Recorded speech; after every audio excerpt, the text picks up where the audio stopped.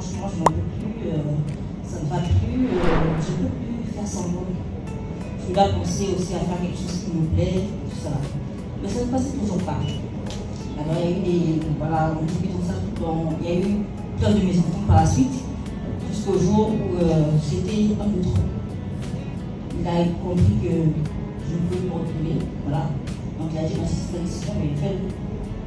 Et c'est ce jour que j'ai pris la décision de démissionner. Vous avez carrément démissionné.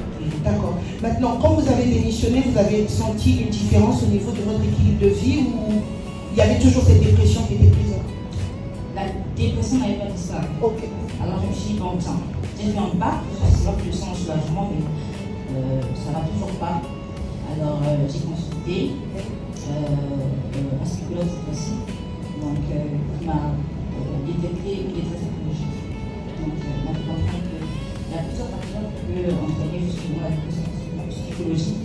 Et la première recommandation, c'est déjà de s'éloigner un peu du milieu où c'est de la pression, tout ça. Alors j'ai pris une décision, c'était de me retirer. De me retirer pour me retrouver sur moi-même. Faire le point en fait sur mon état.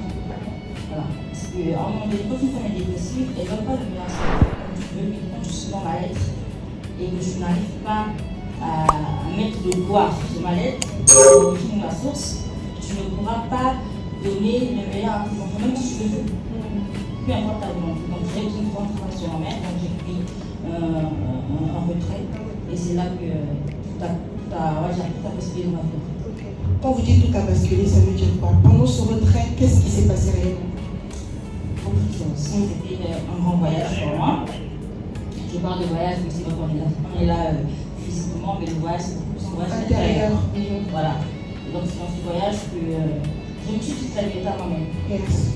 Je me suis dit la vérité à moi-même. Je me suis dit, bon, ça fait un moment donné, je vis une vie qui n'est pas la pour faire aux autres. Je fais des sacrifices, des efforts, que les autres m'acceptent, pour qu'il est temps que je vous appelle et que je pense à vous. Voilà. Donc, je commence à mettre des pratiques quotidiennes pour mon bien-être personnel. Comme on dit, si tu ne te sauves pas, personne ne va te sauver. Alors, je veux maintenant un peu plus de concret, c'est-à-dire, ça s'est traduit en quoi se foutre la paix? Comment? Déjà, se foutre la paix, c'est déjà d'arrêter. On vit dans un monde de pression. La femme doit être ceci. La femme doit faire cela.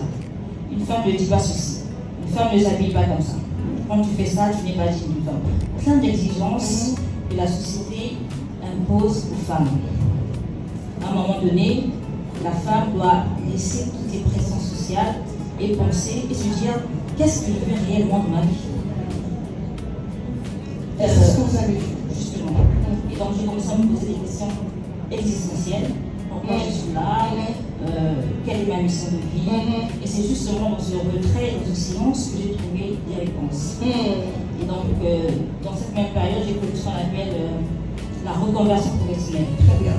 D'accord? Donc, m'étant choisi et ayant écouté, j'ai pu détecter ce qui me manquait et dont j'avais besoin de travailler sur moi. Donc, je suis rentrée dans un coaching, je pense, une année. Je me suis fait suivre quand même par un coach professionnel qui m'a beaucoup aidé. Et par la suite, moi, j'ai commencé à me reconvertir aussi dans le coaching. Donc, j'ai fait une formation jusqu'à obtenir mon certificat. Donc, aujourd'hui, j'ai créé un mouvement de femmes en pleine conscience qui est axé sur les souffrances des femmes. Donc, ce mouvement est là pour accompagner les femmes à transformer leurs souffrances en force. Comme vous, comme ce que vous avez fait d'ailleurs, on l'encourage.